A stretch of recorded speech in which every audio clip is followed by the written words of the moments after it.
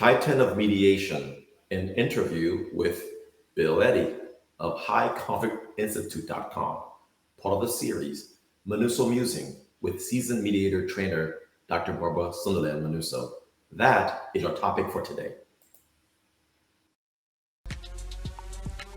Welcome to the Lawyers and Mediators International Show and Podcast by InstantMediations.com, where we discuss law and conflict resolution topics to educate both professionals and everyday people.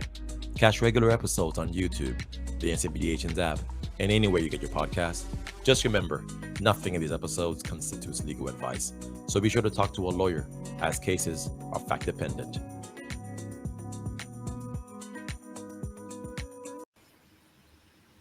Hi, everyone. This is Mac Pierley, attorney, mediator, and arbitrator working throughout Florida and Texas. And Natalia Łowska-Czajka, advocate, mediator, and arbitrator from Warsaw, Poland, from Houston, Texas today. And I'm Dr. Barbara Sunderland Manuso, based in Houston, Texas, and in Newport, Rhode Island. And I'm a mediator and trainer. And I am thrilled today to be able to introduce Bill Eddy. And Bill Eddy is one of the change makers in the mediation world. And I don't think there is one family mediator worth their salt who hasn't been at the knee of Bill Eddy. And he is a lawyer, a therapist, a mediator, president of the High Conflict Institute. He developed the high conflict personality theory and has become an international expert on managing disputes involving the high conflict personalities and personality disorder. And I venture to say there is nobody listening or watching today that doesn't know somebody who has some type of a personality disorder that's in their life. And so I'm absolutely delighted to have Bill Eddy, who has absolutely changed the opportunity and means of working with these people in the high conflict arena. And he's done this for over 40 years. So there's a lot of wisdom that we're going to have the opportunity and pleasure of hearing today. So Bill, you're going to be heading down to Texas soon to go to the Texas Association of Mediators Conference. You're the keynote speaker. And you've written so many books on high conflict. What is the biggest takeaway that you want people to understand about what you're going to be discussing, and what is your takeaway for this conference that's coming up, and what has been seminal in your life for that's brought you through this high conflict arena that you've pulled together so well in instructing people about? That's a small question. Well, let me start with maybe the biggest single takeaway. And this took me a long time to accept, but the biggest single takeaway with mediating with high conflict people is not trying to give them insight into themselves and their own behavior. And I'll tell you, that's probably what I spent 80% of my time on as a mediator. And with ordinary people, they go, oh, I never looked at it that way before. A high conflict person says, what are you saying? What's wrong here? You know, you're wrong, Bill. And so what we've learned is don't try to give insight. Instead, give them tasks and skills, which is what I'm going to present at the conference at the Woodlands. And I'll talk about the paradigm shifts, 10 paradigm shifts, and I'll also explain the method step by step, because it's really adapted away from insight, which also means we're away from interests, because interests tend to take people into insight, and high conflict people not only don't get it, but it makes them more and more defensive. So that's my quick takeaway in terms of the long question, how I got here. I actually was a licensed clinical social worker first, doing child and family counseling. went into law, been a lawyer now for 28 years, because I wanted to do mediation. And so all of the high conflict work I've done came from combining these two fields. And this is all fascinating, and I am absolutely thrilled about this concept of high conflict people, actually, and how do you recognize them in mediation? Because, okay, for a long time, and not knowing you and not knowing your work so far that detailed, I knew that there is something about certain people that makes it difficult to be with them, to actually go along with them, to cooperate with them. And in mediation, for me as a mediator, that it then results that they're actually an obstacle at every single stage of mediation. So, what would be the characteristic of such a high conflict individual? And then, how to recognize them in mediation? Well, we've identified 4 key characteristics. And once you recognize these, you can actually anticipate maybe 40 more behaviors. But the key characteristics to recognize, number 1 is a preoccupation with blaming others. And it isn't just like, well, I think it's more your fault than my fault. It's all your fault. And that's what they'll tell you. And it isn't just the other party. When you're mediating, sooner or later, they may turn to you and say, you're not helping. It's your fault too. And of course, if they have lawyers, it's certainly the lawyer's fault also. So this preoccupation with blame is one of the biggest things you'll see. But also they have a lot of all or nothing thinking. So you'll see them, they'll say, well, what should we do here? Let's generate some options. And they'll say, there's no options, it's my way or the highway, and so they really resist flexible types of thinking. They have all or nothing thinking. Some of them also have unmanaged emotions. And so they get more extreme. They may start yelling. They may stand up and start to run out of the room. I always announce a 10-minute break when that happens, and they almost always come back. But they have a hard time managing their emotions. And sometimes it's not anger, sometimes it's bursting into tears. Just situations where 90% of people would be able to manage without that. And then the last is extreme behaviors. Sometimes they have a history of extreme behaviors. We think of things like domestic violence or hiding children, hiding money, those kinds of things. So those 4 characteristics, blame, all or The nothing, recording has stopped. unmanaged emotions, and extreme behavior tend to be how you can recognize them. Now, what to do? Come to the seminar and I'll tell you. Ah, There's Thank you. many little steps, things to do, but they're easy, and that's important. Thank you for that. How much of this is, I guess, family law drama that is very typical in, family law cases like custody battles and divorces? How much of that is that? And then how much of it is like just pathology and, mental illness issues? Or so, because it sounds like a lot of what you're saying is stuff that I see all the time as a family law attorney. So can you go into that a little bit? Yeah, well, the way we figured about 10% of people, I think, all adults, have high conflict personalities with those 4 characteristics I described. Now, in divorce cases, you may be looking at 15 to 20% that have this.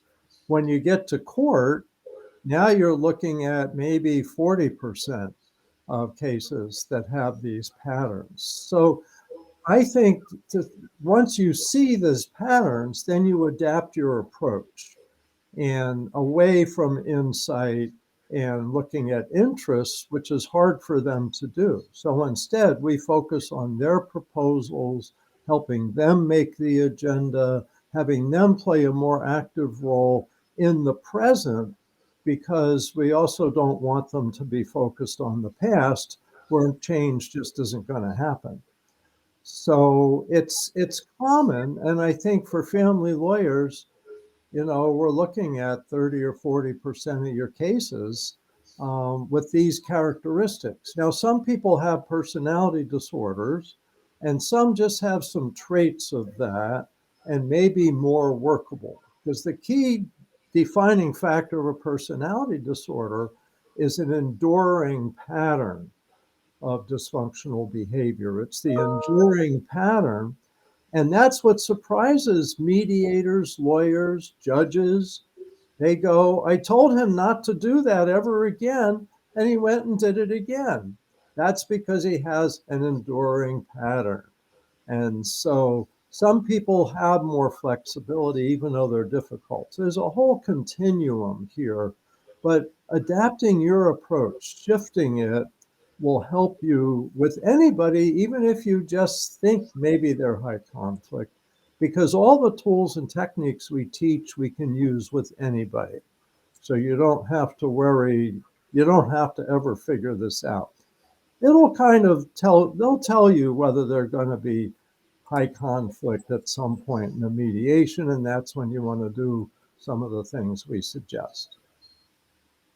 So, Bill, your books and your techniques that you have offered for the mediation community have been very succinct, and one that has been very enduring, that I think that they actually built the whole parenting coordination facilitation process around or upon, is your Biff. You're very well known as the Biff guy. And Biff, that formula is outstanding. Could you share that with us a little bit, how that is so helpful? And you've already alluded to it a little bit, but maybe a little bit more specific about the Biff process. Yes. So BIF really stands for brief, informative, friendly, and firm. And we were asked, what should we teach people about how to write emails? And this is where high conflict communication comes out a lot, even for people without high conflict personalities. And so we've been teaching this about 15 years now. And as you suggested, we teach parenting coordinators. We tell them is require your parties to communicate using BIF. So when one parent sends an email to a parenting coordinator and says, you know what he did now? He's a rotten SOB and you can't trust him. And, please, hammer him with how he should behave. And the parenting coordinator can email back to that person and say, rewrite your email as a BIF, and then I'll look at it. And so BIF doesn't include all those accusations and labels. It's brief, it's informative, so it's just what's the information we need to know. It's friendly, has a friendly tone. Even if you're angry, you have to work at having a friendly tone so that you don't spread your anger, so you calm the other person. And it's firm, it ends the hostile conversation. And so a parenting coordinator can say, rewrite that as a BIF. A lawyer can do that. And a lot of family lawyers rewrite their clients' emails because they see how inflammatory they are. But that's a lot of time and work.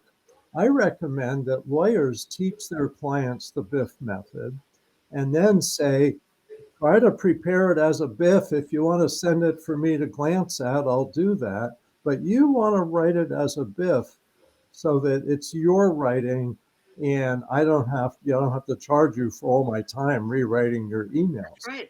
And a lot of lawyers tell me, they say, my clients are proud of their BIF emails. And sometimes the client does BIF for a while and the other side starts writing back the same way. And they don't even realize it's a technique. They can just see, if my email ends up in court, I want it to look more like the person writing BIF rather than the person that's slinging a lot of mud.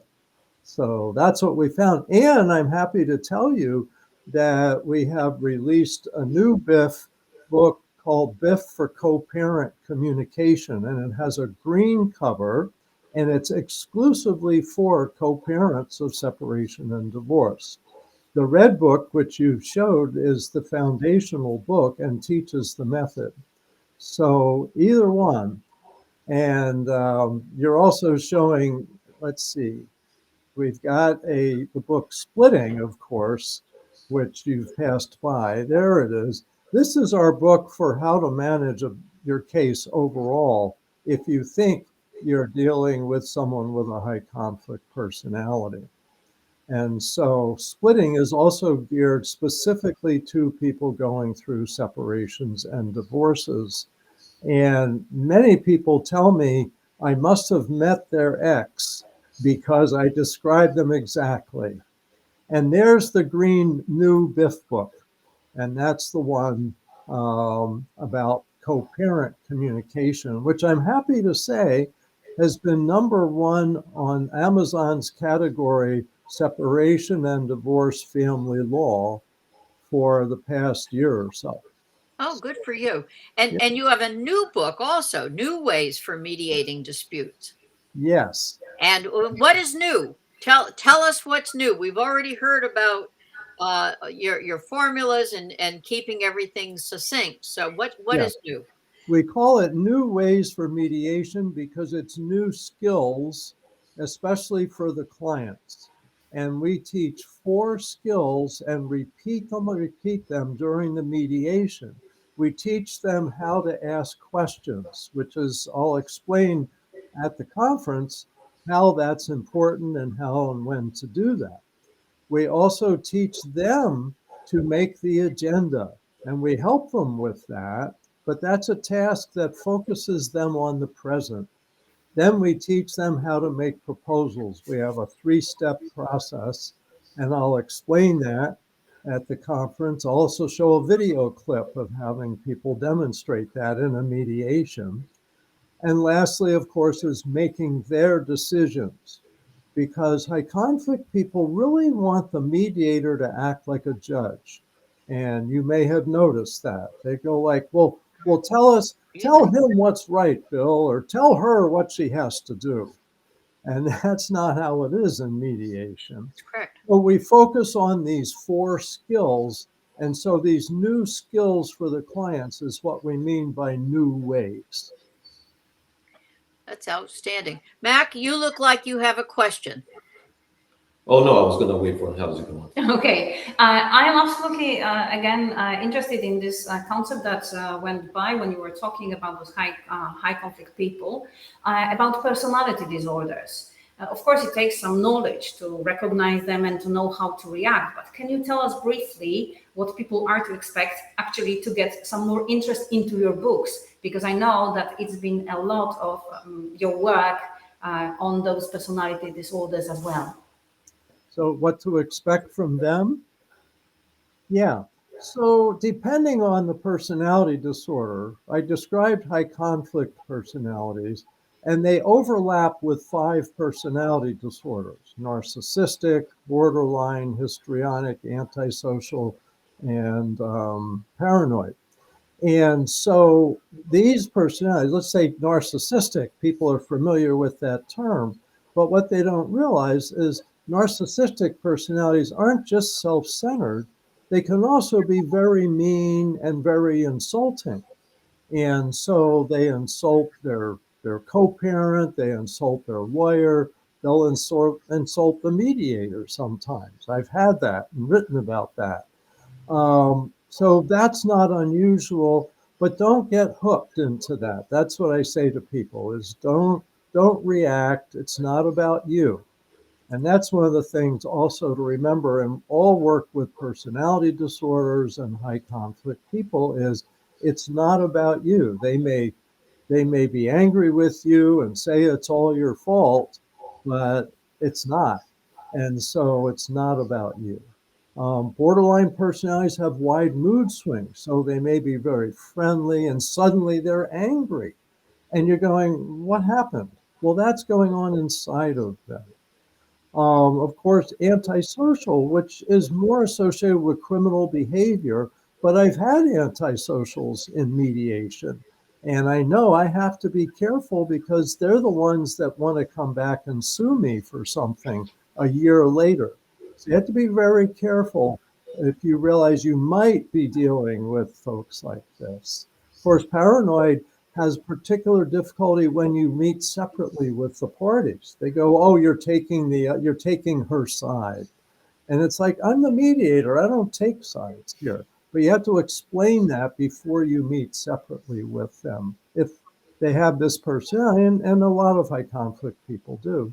Of course, the histrionics, very dramatic, says extreme things that may or may not be true, has a lot of upset emotions, and you want to just stay calm and matter of fact.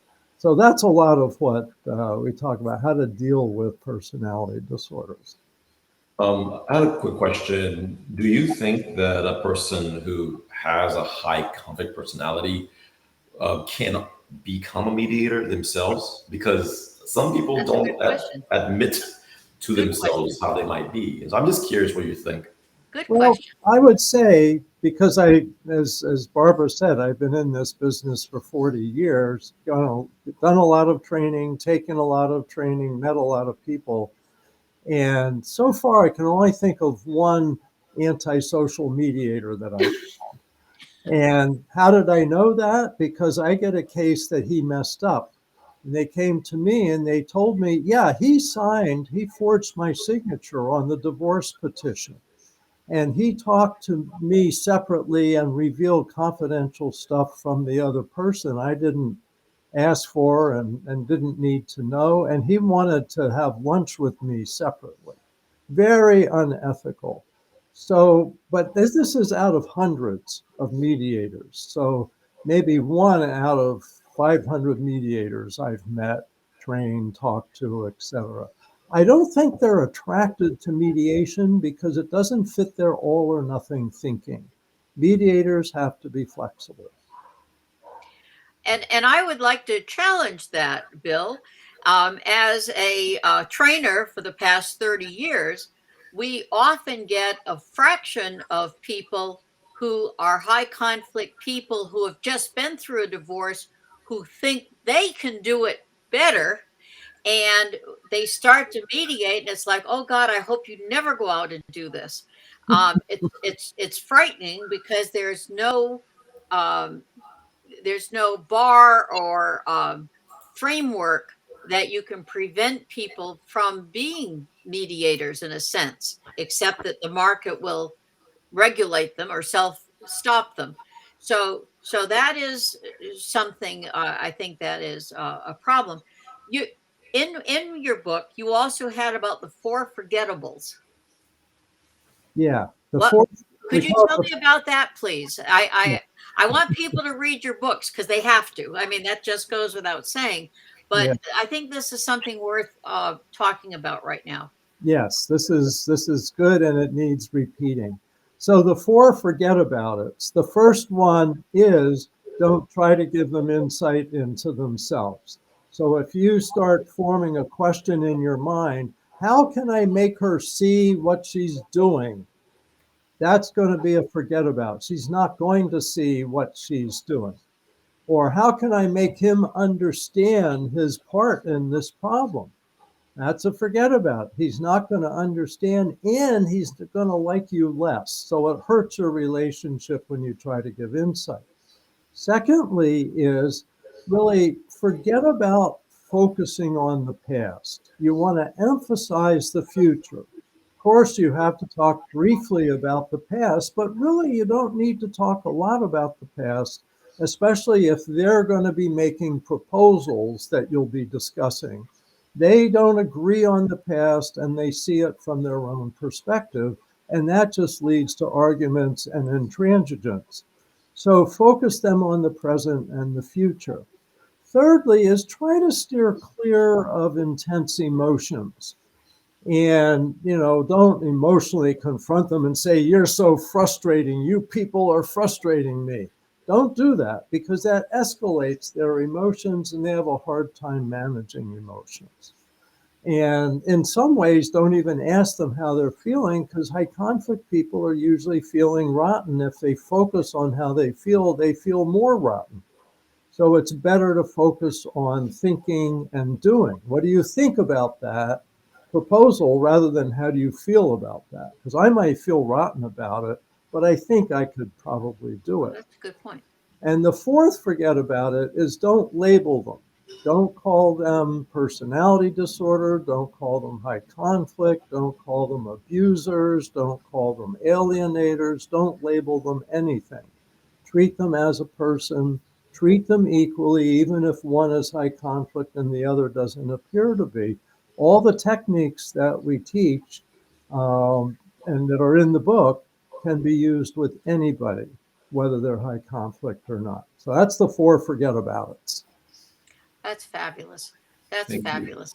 Thank you. I'm gonna screen share. And by the way, if you are listening to this podcast, you won't be able to see what we're showing on the screen, of course. So please check out the YouTube video, or just go to instantmediations.com and you can check out the videos. It'll link over to lawrencemediators.org. You have a podcast yourself, right? It's called "It's All Your Fault." Can you tell us a little bit about that and the work you guys do there? Yeah, so Megan Hunter and I co-founded High Conflict Institute 14 years ago. And so this year we started doing a podcast, and it's the two of us, and we ask each other questions. We also occasionally have guests on, but we focus on high conflict personalities, how to understand them, how to recognize them, how to deal with them. We talk about our different techniques like Biff emails. We also talk about ear statements, which is our method for calming in-person conversations. So we go through everything about high conflict personalities, understanding that the biggest characteristic is blame. So they say it's all your fault. And this isn't just family law. This is for people dealing with high conflict people in the workplace, in their community, um, everywhere people go. So we really, we do 30-minute, 30 to 45 sometimes, but we try to have one out each week. They're free, which is very appealing to people. I do a lot of consultation, and I've had consultation clients say, thank you for the podcast. I've been listening to them and learned so much. So this is one way that people like lawyers and mediators can tell their clients, if you want to look into high conflict and understand, you might not say that in front of a high conflict person, but you might give them a tip for this.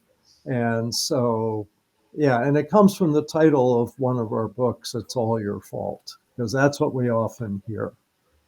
So that's our podcast. It's going strong, and it's been going about 2.5 months now. That's fantastic. And with that, I would really want to close this episode.